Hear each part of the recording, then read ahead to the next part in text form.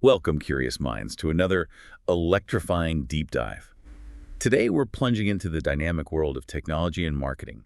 It's a space where innovation isn't just about groundbreaking products, is it? It's really about how brands truly forge deep connections with people. Exactly. We often hear about these global tech giants, those huge forces that seem to dominate everywhere.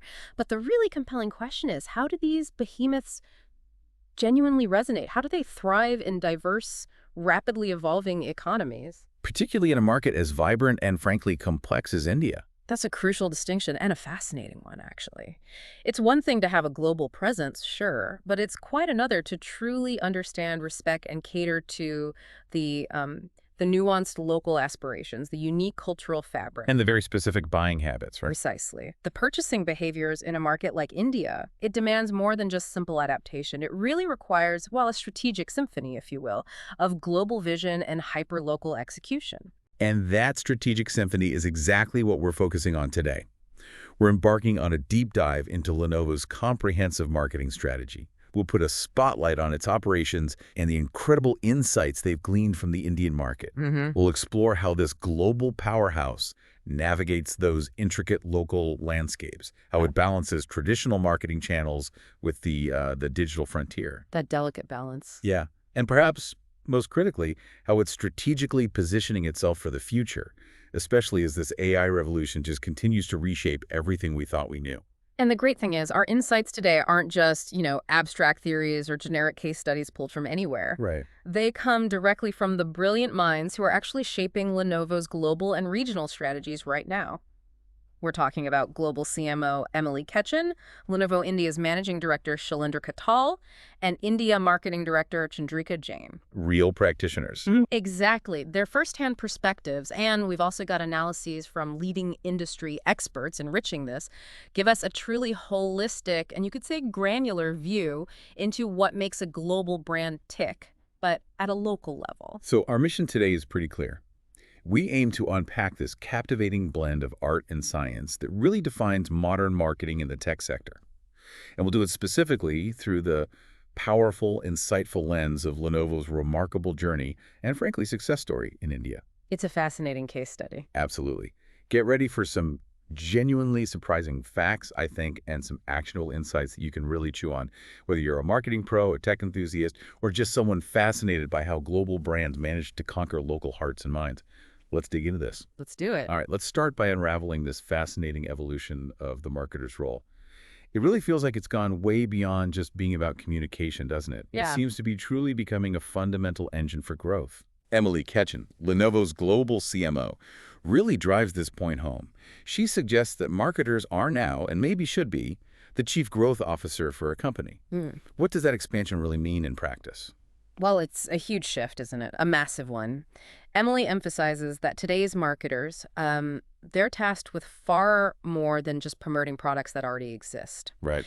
Their mandate now includes creating entire markets, thinking about markets for products and solutions, even before those innovations are fully tangible or even widely understood by everyone. So like before they're even fully baked. Exactly. Think about cutting-edge tech like, say, quantum computing or even some of the advanced AI applications we're seeing.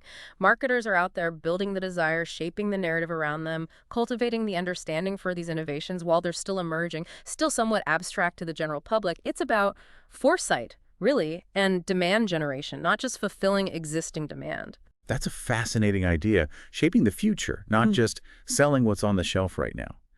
So to fulfill this bigger role, what core competencies does Emily Ketchen think are, like, non-negotiable for a modern marketer? She's quite clear on this. You need a solid grasp of fundamental marketing principles, obviously the stuff we've always valued.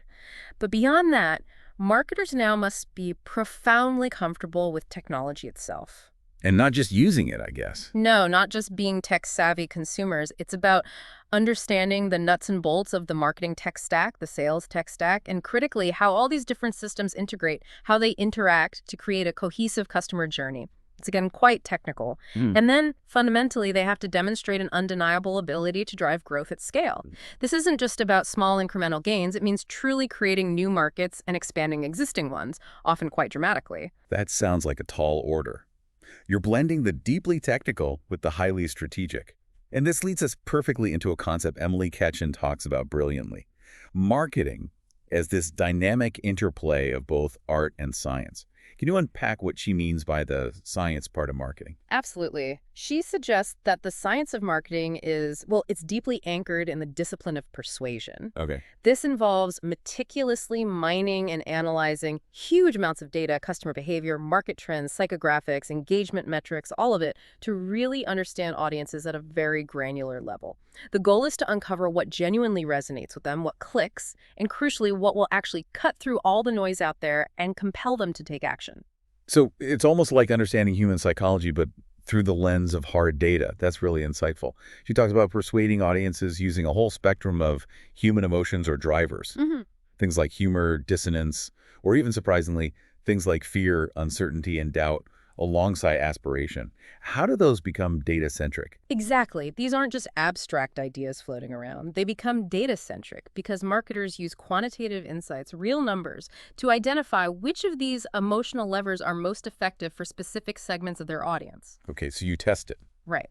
For instance, data might show that a humorous campaign performs exceptionally well with, say, a younger demographic in India, while a message appealing to a business's fear of security breaches resonates much more deeply with their enterprise clients.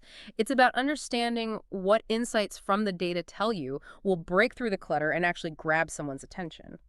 And once the science side has given you these data-driven insights, how does the art component kick in? Where does the creativity fit into this framework? Well, the art side is where that magic of human creativity really takes flight, right? It involves crafting a compelling creative brief, that's the roadmap for the campaign, and then executing it with flair, with originality. But here's where the art and science really merge beautifully. Lenovo doesn't just launch creative ideas out into the wild and hope for the best. They use quantitative testing of their creative concepts with target audiences like Gen Z in India, for example, to refine the messages, tweak the visuals. Before spending big. Exactly. This data then provides the concrete justification for the, let's face it, substantial investment that marketing requires. Emily Ketchen is quite emphatic that truly great marketing, the kind that really moves the needle, demands fluency and comfort in both subjective creativity and hard, measurable data. You need both sides of the brain working together. That makes perfect sense. It sounds like a continuous learning loop then, doesn't it? Yeah. She mentions that marketers have to learn from their mistakes. It's not about avoiding errors, but seeing them as, well, vital opportunities. It absolutely is. She views mistakes not as failures, not at all, but as invaluable learning experiences. Every misstep, if you properly analyze it, provides insights. And those insights enable better breakthroughs and more relevant, more impactful communication with your audiences in the future. This whole philosophy of agile learning, of continuous refinement, is just crucial in a landscape that's constantly shifting under your feet. And this continuous refinement is clearly vital. Now, let's pivot slightly to a relationship that's often, I think, misunderstood. The one between marketing and sales. There's this common misconception that the lines are blurring so much that marketing might eventually replace sales. But Chandrika Jain, Lenovo India's marketing director, and Emily Ketchen both firmly believe marketing is in service of sales, not a replacement. Could you elaborate on this symbiotic relationship? Yes, it's a really critical distinction they make. They emphasize that the magic happens, as they put it, when these two functions work closely together, hand in hand, not competing against each other. Right. Marketing's expanded role now includes driving what's known as sales enablement. That basically means equipping the sales teams with the precise messages, the most effective tools, the most relevant insights to take directly out into the marketplace. So giving them the ammunition? Pretty much. Providing compelling stories, up-to-date product information, and a clear understanding of the customer pain points that marketing has already identified through its research and data analysis. Can you give us a concrete example of this collaboration in action, especially thinking about the B2B space, which is complex? Sure. A prime example, particularly relevant for Lenovo's large enterprise business, is account-based marketing, or ABM. Okay, ABM. Yeah. This isn't just a marketing tactic, it's a deeply collaborative process. It's designed specifically to generate what they call good quality warm leads for the sales team. It effectively makes the sales team's job significantly easier and hopefully more productive. How does it work? In ABM, marketing proactively communicates with highly targeted potential customers. They cultivate awareness, build consideration, establish a preference for Lenovo solutions before the sales team even gets involved directly. It's about, as Emily Ketchen puts it, kind of priming the pump. Laying the groundwork. Exactly. Ensuring that when sales finally walks through the door, that groundwork of trust and understanding is already established. For instance, if Lenovo is targeting a specific financial institution, marketing might deliver highly customized content, white papers, webinars, case studies directly to key decision makers within that bank, showcasing how Lenovo's secure infrastructure solutions address their specific compliance and data security needs long before a salesperson makes the first call. That's a very clear illustration of how marketing directly feeds the sales pipeline and contributes to overall business growth. And speaking of elevating the marketer's role, there's this inspiring trend happening across industries. CMOs are increasingly becoming strong contenders for the CEO office. Chandrika Jain notes this is a particularly inspiring development. What do you think is driving this shift? Well, historically, if you look at the data, fewer marketers ascended to the CEO role compared to people coming from, say, finance or operations backgrounds, but that's undeniably changing now. Yeah, you see it more often. You do. Chandrika Jain references this insightful book, Quantum Marketing, which outlines a fascinating progression of marketing paradigms. It started very basic. Paradigm 1 was purely focused on product marketing, just the facts. Got it. Then came Paradigm 2, with the rise of mass media like TV and radio. That allowed for emotional storytelling, mass branding on a huge scale. Paradigm 3 saw the explosion of social media and content marketing, which really for the first time truly democratized marketing power, putting it into almost everyone's hands. And the fourth paradigm, where we are now, is defined by this massive, pervasive onset of technology. Okay. Right? The Internet of Things, IoT, artificial intelligence, AI, machine learning, ML, big data analytics, and just profound insights drawn from all this data. It's a world just overflowing with information. Precisely. And what this revolutionary wave of technology has done, according to Chandrika Jain, is it's made marketers complete. Complete. How so? Meaning they are now proficient in both left brain skills, the analytical rigor needed for data analysis, technological fluency, demonstrating measurable ROI, and a right brain skills that deep understanding of humanity, the spark of creativity, the ability to forge genuine emotional connections. So the art and the science again. Exactly, that blend.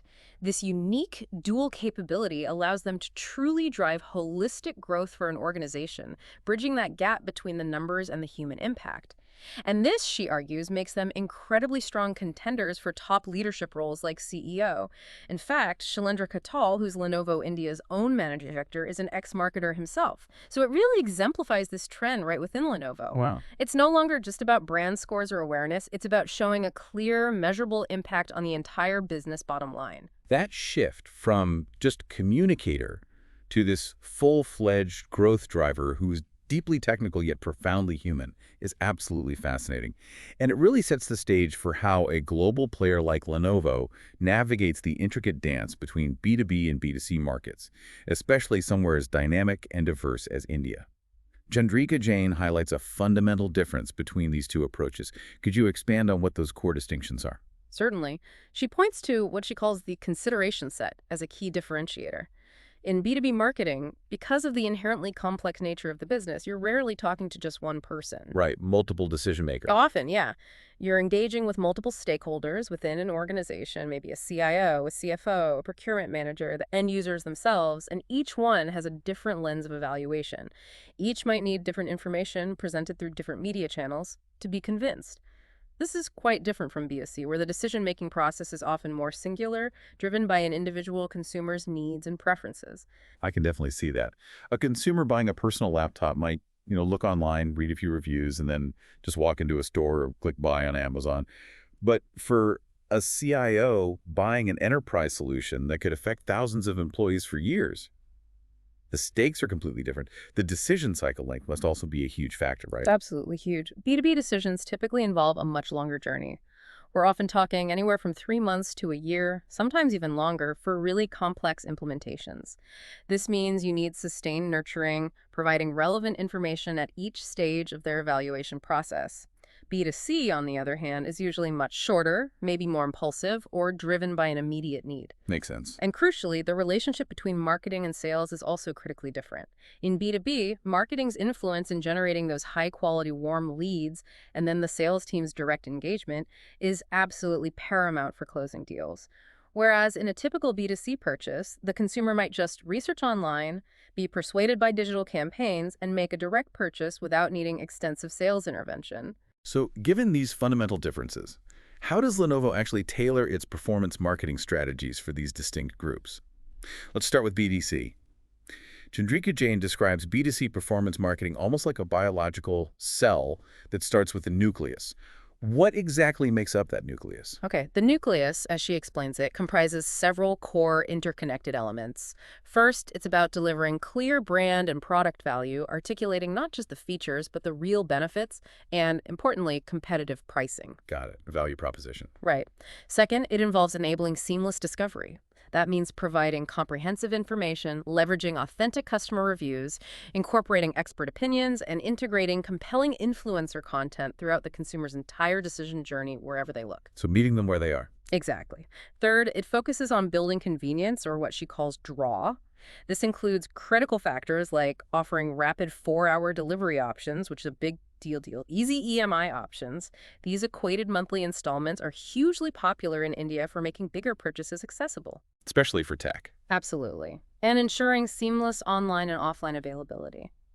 And finally, the fourth part of the nucleus is about sweetening the deal, using strategic offers and discounts to provide that final nudge towards conversion. So it's really about the whole ecosystem around the product, not just the specs.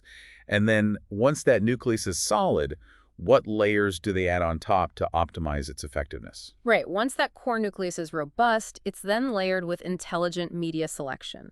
This involves sophisticated programmatic advertising, meticulous search engine optimization, dedicated e-commerce platform optimization, all designed to drive conversions efficiently. The performance part. Exactly. And the final and arguably most crucial layer, she states, is the intelligent and continuous use of data. This means leveraging Lenovo's own first-party customer data to inform how they use purchased third-party data, building highly effective lookalike audiences, and constantly optimizing their media spend to ensure a strong, measurable return on investment. It's a very systematic, data-driven approach aimed precisely at swinging preference, as she puts it, in that fast-paced B2C space. Can you give an example of that? Sure. For instance, they might observe from their data which specific product reviews resonate most with students. That insight could then directly inform a targeted ad campaign for a particular laptop model, perhaps bundled with an education-specific EMI offer delivered right when students are making purchase decisions. That's a really sophisticated breakdown of their B2C approach. Now, shifting gears to B2B marketing, it sounds like content plays an even more pivotal role there, especially for establishing thought leadership. How does Lenovo tackle this? Indeed. In the B2B world, content is absolutely paramount. It's crucial for establishing thought leadership and cultivating that expert opinion. And this, in turn, builds immense trust and confidence in the audience's mind. It's generally less about direct sales pitches and much more about demonstrating a deep understanding of the industry challenges their clients face and offering well-researched, insightful solutions. So being a resource, not just a vendor. Exactly. For example, Lenovo regularly publishes things like white papers on topics like edge computing for smart cities, or maybe AI-powered cybersecurity for financial institutions. This positions them as trusted advisors, people who understand the landscape rather than just, hardware sellers. And trust is so vital, especially when you're talking about complex long-term enterprise solutions. How does Lenovo leverage advocacy and build loyalty in B2B?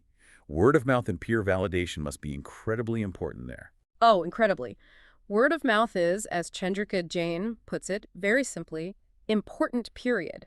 It's a universal truth, but it applies even more strongly in B2B, where buying decisions often involve significant investment and considerable risk. But getting those testimonials isn't easy, is it? No, it's not. Developing genuine customer testimonials and compelling case studies in B2B can be tricky. You have to navigate corporate approvals, legal departments, and just getting busy executives to dedicate their time. So Lenovo actively builds structured programs, working closely with its account managers and sales teams to help generate these stories. How do they incentivize that? Well, it can include providing incentives to clients for their participation, handling all the content creation heavy lifting, ensuring legal compliance is all sorted, basically making it as easy as possible for the client. This ensures a steady flow of valuable, verifiable customer experiences they can then share. That's a very comprehensive, very strategic approach. And once they have these powerful customer stories, how do they actually use them across different channels to amplify their impact? They meticulously adapt these stories into multi-form content. So that means creating short-form snippets for quick consumption on professional social platforms like LinkedIn, then maybe more in-depth long-form content for one-to-one executive briefings or exclusive industry events, and also comprehensive, detailed case study papers for the technical decision makers who need the nitty-gritty. So tailoring the format to the audience and channel. Precisely. Chandrika Jain even mentions that really high-profile or large client partnerships, think about Lenovo's work with global names like Formula One teams or the Ducati motorcycle racing team. These can be strategically leveraged in broader above-the-line ATL communications. Like TV ads. Potentially, yeah, or major digital campaigns. This allows them to bring those B2B success stories to a much wider, more mainstream audience, amplifying the message of proven success and building broad-based confidence in Lenovo's capabilities across the board. It shows how effectively they can cross-pollinate their successes between different parts of the business. Now, it's abundantly clear that India isn't just another market on the map for Lenovo. It's a profoundly strategic growth engine. Emily Ketchen and Shailendra Katal both really underscore India's immense significance. They're predicting it'll be the third largest market globally by 2026. You can almost feel the energy, the enthusiasm radiating from that market. Yeah. What are the core drivers behind India's strategic importance for Lenovo? Absolutely. The energy is palpable. You're right. A key factor driving this enthusiasm is India's youthful demographics. A staggering 35% of the population is under 34 years old. That's a massive Gen Z cohort. Huge. And these are true digital natives, right? They've never known a world without ubiquitous technology. They have an inherent propensity and interest in it. This makes them a prime focus for Lenovo's marketing and product development capabilities because they're the early adopters, the heavy users of digital tools for work, for education, for entertainment. And it's not just about the youth demographic, is it? What other key market drivers in India are shaping Lenovo's strategy there? No, it's broader than that. Beyond demographics, several other crucial factors are at play. There's a rapidly growing demand for premium products as disposable incomes rise and consumers just become more sophisticated in their tech choices. There's also a very strong Make in India sentiment that heavily influences purchasing decisions. Consumers increasingly favor products manufactured locally. And finally, sustainability is definitely moving from being a niche concern to a more mainstream expectation. More Indian consumers are considering a brand's environmental and social impact. And how's the market actually performing? Well, from a performance perspective, India's PC market saw robust 13% growth in Q1 2025, which signals a really healthy and expanding ecosystem for tech. And Lenovo is clearly a major player in this growth story, right? They absolutely are. Lenovo ranks second in the It is especially strong performance in notebooks. This demonstrates not just market penetration, but a very effective strategy in capitalizing on that burgeoning demand, particularly for personal computing devices. Now, to really capitalize on that Make in India sentiment and optimize its supply chain for this vital market, Lenovo is investing heavily in localized production. Their plan is to increase local manufacturing by a remarkable 40%, aiming for 12 million smartphones and laptops in fiscal year 2024. And they have this ambitious goal of 100% local production for the PC business within just 3 years. What are the strategic benefits of such an aggressive localization drive? Well, this whole Make in India strategy offers multiple benefits that directly impact their competitiveness and how quickly they can respond. Firstly, it significantly reduces things like transportation costs, tariffs, import duties, which helps make their products more competitively priced in the local market. Makes sense. Secondly, and this is critical, it enables a much faster response to local market demand and inventory needs. It cuts down lead times, improves supply chain agility, you can react quicker. And it's not just about volume, is it? They're bringing tech into the manufacturing itself. Exactly. Beyond just production volume, Lenovo is also integrating advanced smart manufacturing technologies into these local operations. They're leveraging AI, using machine learning, for example, to continuously improve production efficiency and identify potential bottlenecks. They're even using things like generative adversarial networks or GANs. GANs for manufacturing. Yeah, these are advanced AI models. They can be used here for enhanced quality control, identifying tiny defects with incredible precision, much better than the human eye sometimes. They're also planning an AI R&D center in Bangalore, and they already produce advanced AI server products, serious enterprise-class servers at their plant in Pondicherry. That's a really deep commitment, localizing not just the assembly line, but advanced R&D and incorporating cutting-edge AI into the process. And it extends to collaborating with others too, right? Building partnerships locally. Yes, exactly. Lenovo is actively partnering with local Indian tech companies. A good example is Ola's Krutrim project. They're working together to jointly develop AI chips specifically optimized for Indian dialects. Wow, for dialects. Yeah, think about the linguistic diversity in India. This is a brilliant move. It reflects a commitment to building a self-sustaining, innovative local tech ecosystem that caters to the country's unique needs. It's about creating technology that understands and speaks to the Indian user, quite literally. Now let's dive deeper into the core of Lenovo's operations in India, its marketing mix, the classic 4Ps. Let's start with product strategy. What does their portfolio look like for the Indian consumer, and how is it specifically tailored for this market? Okay, so Lenovo offers an incredibly wide and diverse range of products, specifically curated for the Indian market. We're talking everything from their famous laptops, the Yoga series, the ThinkPad series, to tablets, smartphones under the Motorola brand, which they own, desktops, powerful servers for businesses, and a whole suite of accessories. So something for everyone. Pretty much. And these products are generally known for their reliability and dependability, which is a major draw for discerning Indian consumers who really prioritize long-term value for their money. Crucially, though, they're not just selling existing global products off the shelf, they are innovating specifically for India. Like the AI PCs. Exactly. They've launched a wide range of AI PC portfolios specifically designed to cater to Indian consumers, and especially that huge youth demographic. These machines are built for work, study, immersive gaming, and demanding content creation, really acknowledging the explosion of digital content being created in India right now. That brings us neatly to price strategy. Indian consumers are often described as value conscious.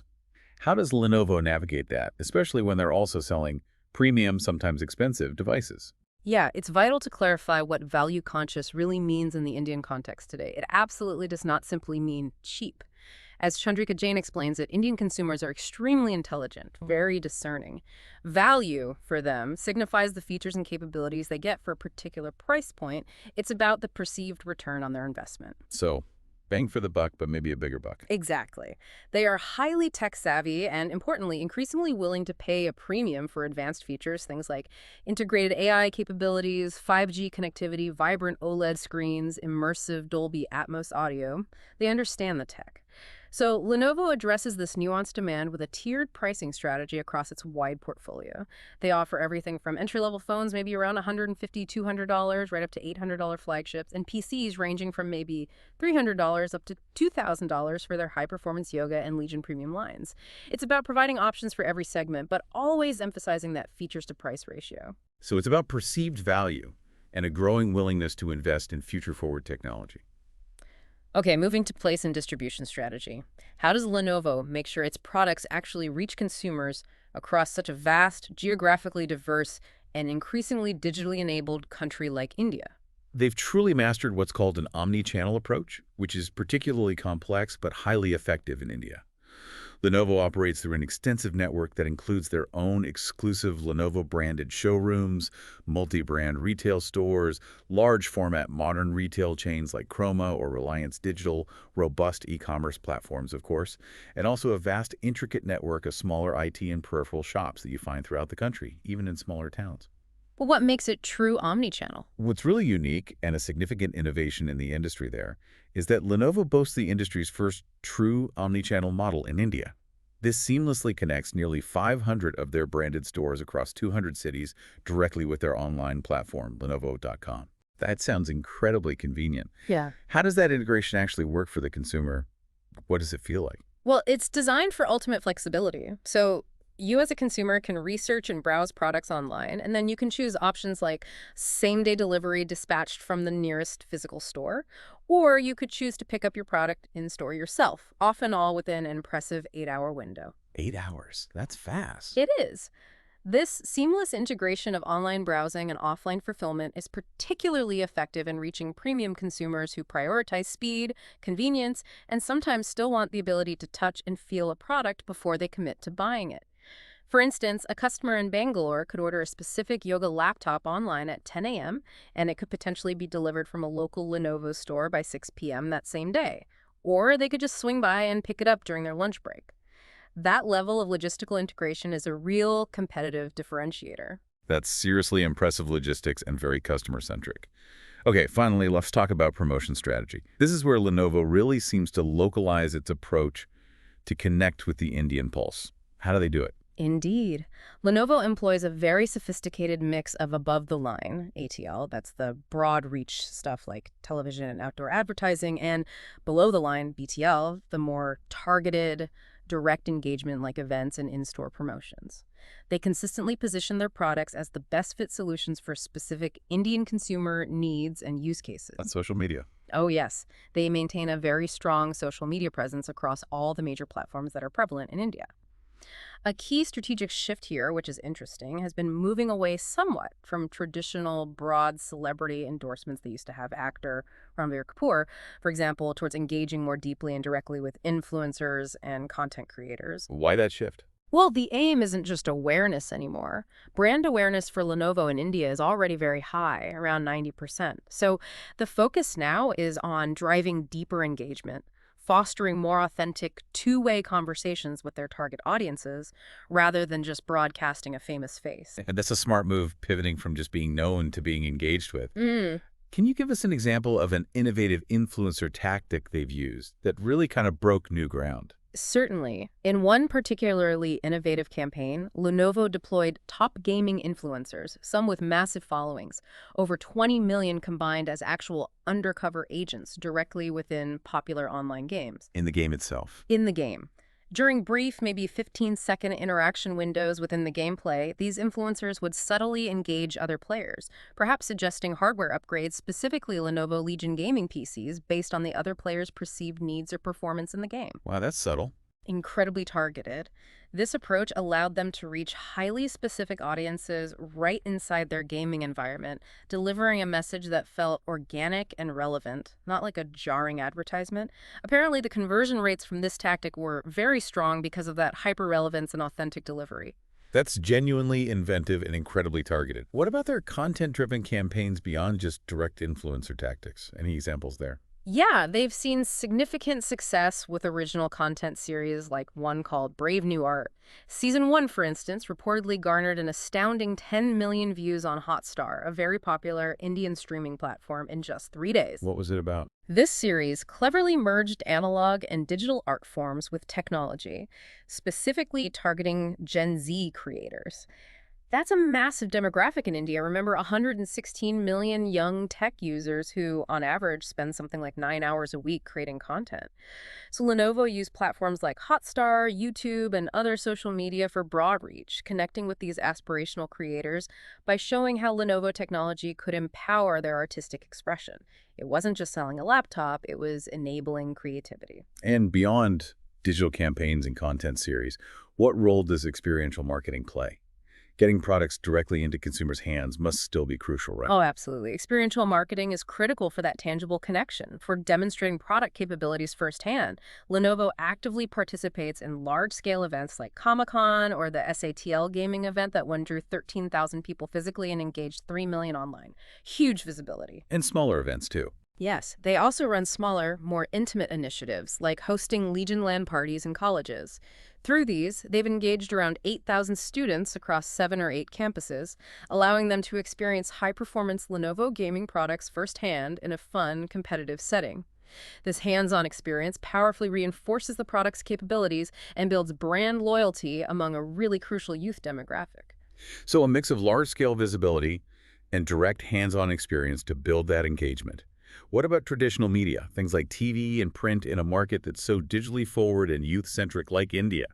Do they still hold any sway? Interestingly, yes, they really do. TG remains incredibly impactful. Data from their media partner, Dentsu, apparently reveals that TV still has about 75% reach among 18 to 44-year-olds in India. That's comparable to YouTube's reach for the same demographic. Oh, really? Still that high? Yeah. So while digital is undeniably powerful, TV is definitely not to be discounted for mass awareness and broad reach. Print media, while its reach is lower, maybe around 30%, is still used strategically, particularly for tactical campaigns or reaching specific language markets, especially during key periods like back-to-school promotions. They're even incorporating things like QR codes into print ads now for some level of attribution tracking, showing that blend of traditional methods with modern measurement. And finally, on promotion, how does Lenovo truly localize its advertising content? Going beyond just translating the language, how do they resonate culturally with Indian consumers? This is where their strategy really shines, I think. They deeply embed Indian cultural elements into their campaigns. This has included things like inviting popular Bollywood stars for endorsements in the past, sponsoring Indian films like Corporate way back in 2006, and even major TV shows like Kaun Banega Crorepati 2, KBC2, which has massive family viewership across the country. So tapping into popular culture. Exactly. They utilize prominent public spaces, like putting ads on electronic screens at Delhi Airport. They run advertisements in regional language newspapers, like Hindi and Tamil dailies. And these ads often feature emotional content, connecting to universal Indian themes like family aspirations, educational success, professional growth, all designed to foster a deeper, more personal resonance with local consumers. It's about being culturally relevant and emotionally connected in pretty much every communication they put out. That level of deep localization is clearly a hallmark of Lenovo's strategy in India, and a huge part of that involves strategically focusing on Tier 2 and Tier 3 cities. Hmm. These seem to be proving to be genuine growth hotspots for technology adoption there. Absolutely. These cities, often called emerging urban centers, are a top market priority for Lenovo. And it's because there's a surging and often previously underserved demand for tech products there. For example, get this. AI laptops saw an astonishing 253% year-over-year growth in Q1 2025, specifically in these Tier 2 and 3 The areas. 253%, that's not just growth, it's explosive. It really is. It's not incremental at all. So what makes these cities so strategically advantageous for Lenovo? Is it just untapped potential, or is there more to it? It's really a confluence of several factors. Firstly, you have supportive government policies, particularly the Make in India initiative, which actively encourages establishing manufacturing bases and tech hubs in these regions. Lenovo has strategically leveraged this by increasing their local production, which allows for faster response times to local demand and reduced logistics costs, making their products more accessible and affordable right there in those areas. Okay, policy support is one thing. What else? Secondly, there's a significant and consistent rise in purchasing power among consumers in Tier 2 and 3 cities. As prosperity spreads beyond just the biggest metros like Delhi or Mumbai, these consumers are increasingly willing to pay premiums for high-performance devices. They recognize the value these devices offer for work, education, entertainment. This creates a substantial and rapidly expanding market opportunity for Lenovo's portfolio, which offers both value for money options and feature-rich premium products. So how does Lenovo specifically target these burgeoning urban centers? Are their advertising and outreach efforts different here compared to, say, Mumbai or Bangalore? Yes, their advertising and distribution efforts are indeed highly localized and tailored for these specific areas. They focus on channels that resonate most deeply within these communities. This includes running robust campaigns in regional newspapers, which still have strong readership there. They sponsor and participate in local community events. They run promotions in the local malls. Grassroots level. Very much so. These targeted approaches ensure their messages precisely reach the intended users, bypassing some of the noise you might find in broad national campaigns. And the results, well, they speak for themselves. These Tier 2 and 3 cities are now contributing significantly, sometimes even disproportionately, to Lenovo's overall sales growth in India. It powerfully validates their strategic focus and investment in these areas. It really is about meeting the customer where they are, both physically and culturally. Moving beyond the specifics of the Indian market strategy now, let's zoom out a bit to the broader technological shifts impacting marketing everywhere, specifically this AI revolution. It's truly changing the game for brands globally. Emily Ketchum notes that AI is enabling significant efficiencies in marketing, and Lenovo is already seeing tangible benefits. Can you give us a clear example of this impact? Absolutely. One very clear, measurable example she mentions comes from their B2B lead management program. Thanks to AI-powered automation and analytics, Leads generated by marketing efforts now apparently reach the relevant sales team in less than 30 minutes. Wow, 30 minutes. Yeah, a drastic improvement from previous, more manual processes. Furthermore, there's full visibility now on the follow-up actions taken and the conversion rates for each lead. This doesn't just streamline the process incredibly, it allows marketing to quickly and accurately assess whether their campaigns are generating the desired response, which enables rapid optimization. It really helps shift marketing from being seen potentially as a cost center to being a verifiable revenue driver. That's a definite measurable impact on efficiency and accountability. But it's not just about process optimization, is it? AI is also influencing the art side of marketing, the creative work, the messaging itself. Indeed, it is. AI is increasingly assisting marketers in analyzing complex data patterns to predict and recommend content themes, creative messages that are most likely to resonate with specific audience segments. It's also aiding directly in content generation itself, things like drafting initial copy for ads or social posts, generating imagery concepts, even video ideas. So it frees up marketers. Exactly. It frees up marketers from some of the more repetitive tasks, allowing them to focus on higher-level strategy, creative oversight, and ensuring the brand's unique voice and perspective are maintained. It helps scale creativity without necessarily sacrificing relevance. And AI isn't just an internal marketing tool for Lenovo. It's being integrated directly into their core products, fundamentally enhancing the user experience. This feels like a full circle integration, doesn't it? It's a key part of their product differentiation strategy now. Lenovo is embedding AI capabilities directly into its laptops and smartphones for practical, everyday features.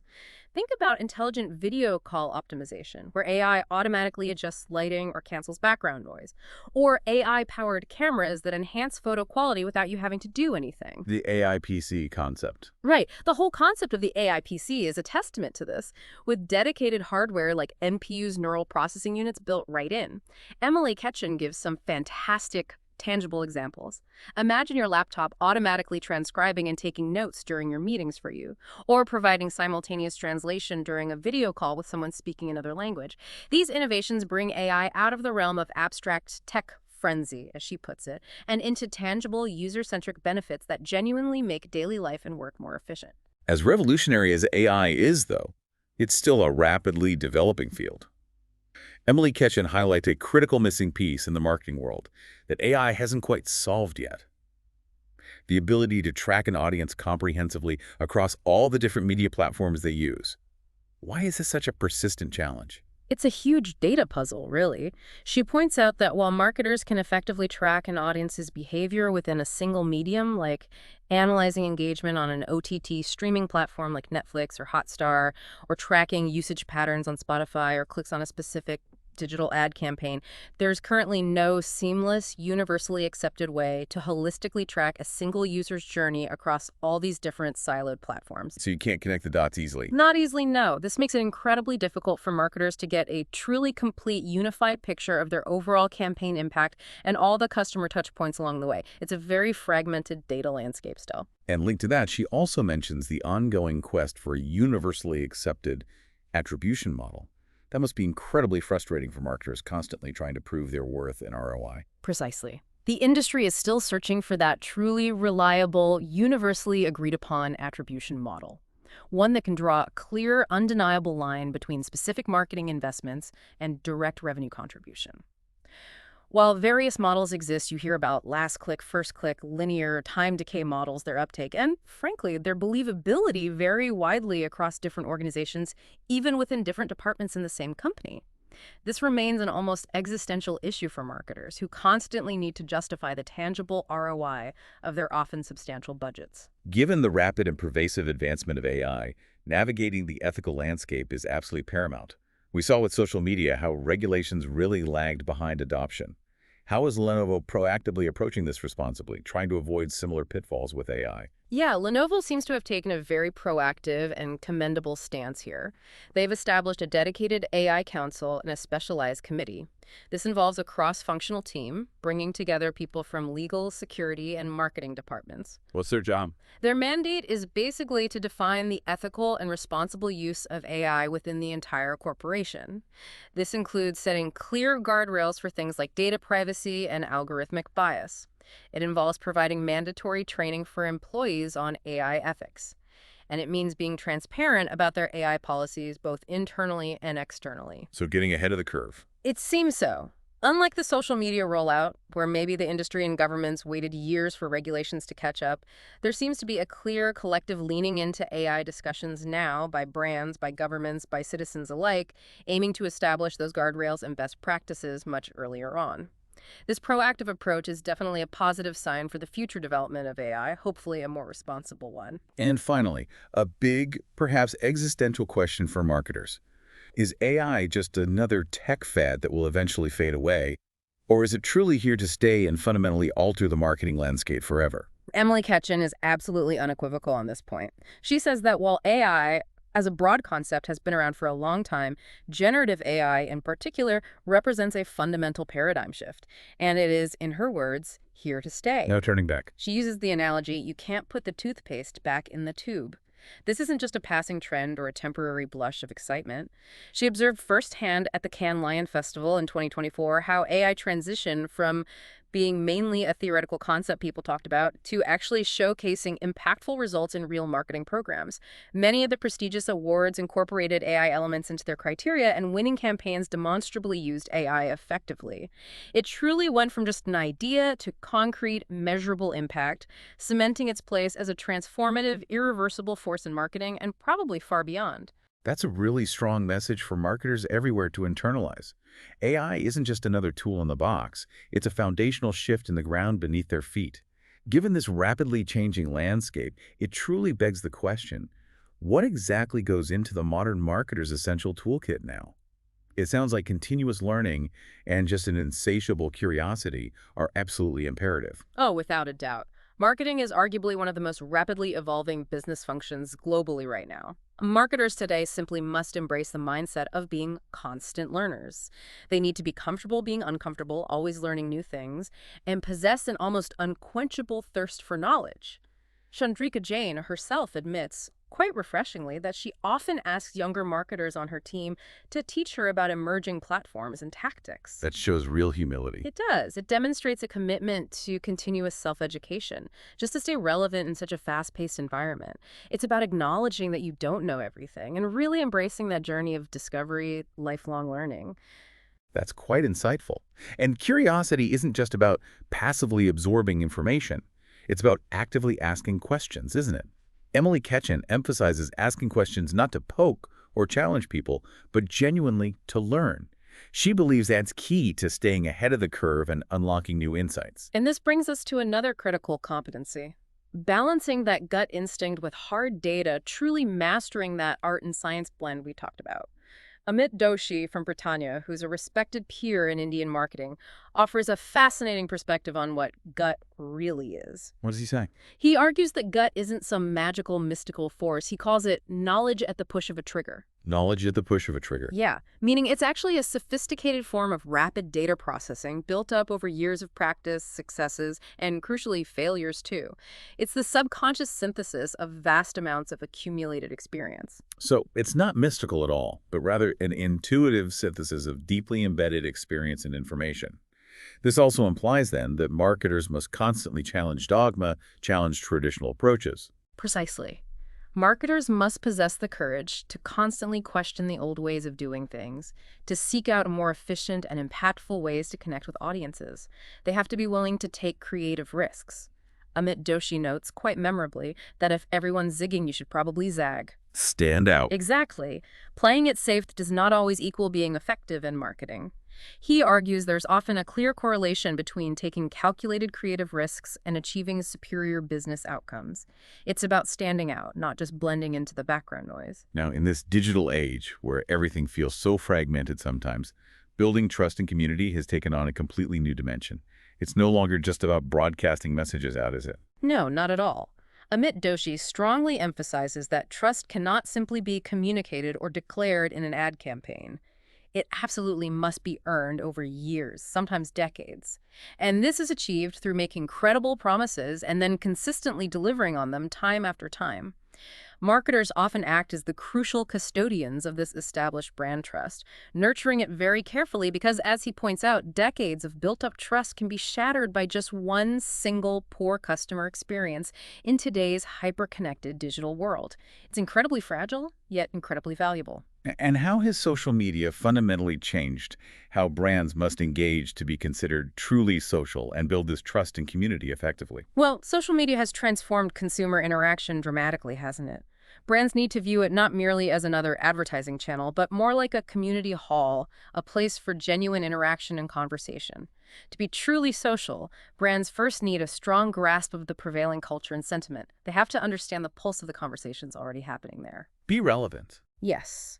Second, they need to be authentic and even vulnerable sometimes, shedding that traditional stiff corporate skin. Maintain their unique personality, sure, but be open and transparent. Third, they should strive to speak with people, fostering dialogue rather than just broadcasting messages at them. Fourth, they must learn from creators. Recognize that individual creators are essentially brands themselves now and try to adopt some of their agility and directness in engaging audiences. And finally, brands need to embrace trial and error. Much like a stand-up comic testing jokes on stage, they need to be willing to show up, experiment with content and engagement, learn from the immediate audience response, and continuously refine their approach.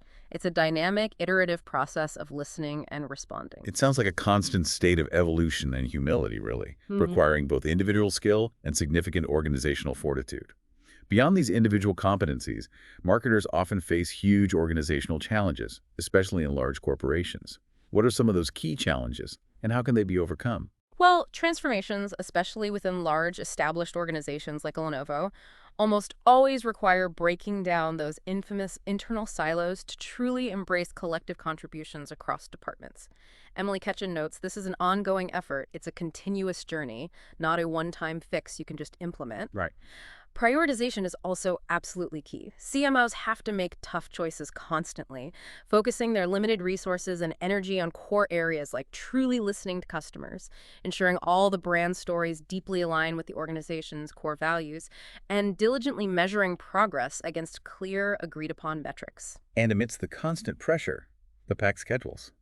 Finding dedicated time for deep strategic thinking seems almost like a luxury, yet it feels utterly essential for marketers today. It absolutely is essential, even if it feels like a luxury. Emily Ketchen stresses that dedicated time for brainstorming, for deep thinking, for really deconstructing the problem.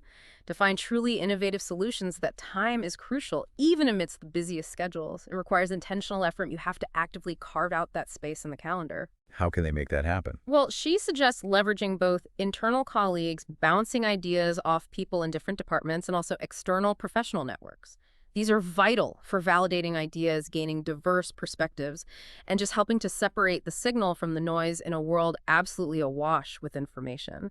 It's about creating a structure and perhaps a personal habit that allows for this critical strategic thought, even when your calendar looks completely overwhelming. Wow, what an incredible journey we've taken today. We've truly delved deep into the complexities of modern marketing, haven't we?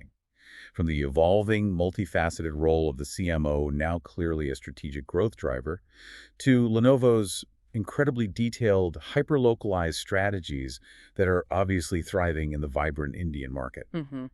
We've explored the profound transformative impact of AI, both on the internal marketing processes and on the actual product experiences Lenovo offers. And finally, we unpack that ever-demanding yet utterly essential toolkit required by any modern marketer hoping to succeed today. It's become crystal clear, I think, that in a market as dynamic, as diverse, and as rapidly growing as India, things like adaptability, authenticity, a deep understanding of the consumer, and a real willingness to embrace new technologies while still respecting foundational principles. These aren't just important anymore, they are absolutely paramount for sustained success. Definitely.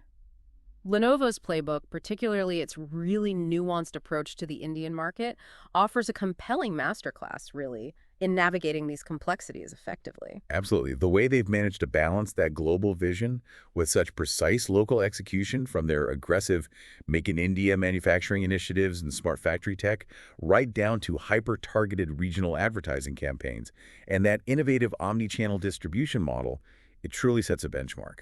They're clearly not just selling technological products. They seem to be strategically integrating themselves into the cultural fabric of India, speaking directly to the aspirations of a young, tech-savvy, and increasingly discerning population.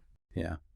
And the lessons learned from their careful distinctions between B2B and B2C marketing, the strong emphasis on content as thought leadership in B2B, and their proactive ethical stance on AI integration. These are insights that really transcend just the tech sector, don't they? I think so. They feel applicable across many industries, really for any brand that's striving to blend the art of human connection with the science of data and trying to combine the instinct that comes from experience with the innovation driven by new technology. So as technology continues its relentless acceleration, blurring traditional boundaries, demanding an even more nuanced blend of art, science, and that crucial human touch, it leaves us with a big question, doesn't it? What new, perhaps currently unforeseen skills or frameworks will marketers need to cultivate? Not just to survive, but to truly thrive and lead in this constantly shifting landscape, particularly in diverse and rapidly growing economies like India. What's the very next frontier for that complete marketer we discussed? It's certainly a compelling question for us all to consider, isn't it?